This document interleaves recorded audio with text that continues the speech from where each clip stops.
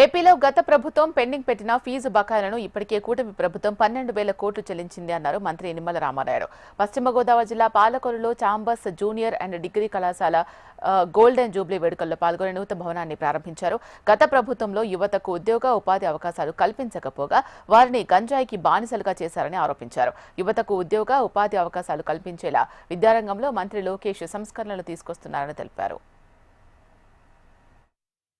మన పాలకొల్లులో ఉన్నటువంటి chambers college మరి 50 సంవత్సరాల గోల్డెన్ జూబ్లీ ఫంక్షన్ నిర్వహించుకోవడం, అందులో అతిథిగా నేను కూడా పాల్గొనడం చాలా సంతోషం, చాలా ఆనందంగా ఉంది అనే విషయాన్ని సందర్భంగా తెలియజేసుకుంటూ, విద్యలో ఉన్నటువంటి గుణం గాని, విద్యలో ఉన్నటువంటి సుగుణాలు గాని ఇంకా మరే దానిలోనూ కూడా మనకు కనపడవు.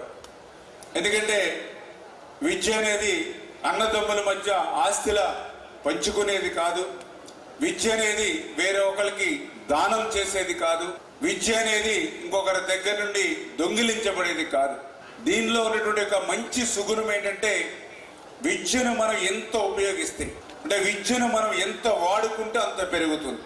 వాస్తవంగా ఈ ప్రపంచంలో, ఈ సమాజంలో ఏ వస్తువైనా సరే వాడుకునే కొద్ది తరిగిపోతూ ఉంటుంది.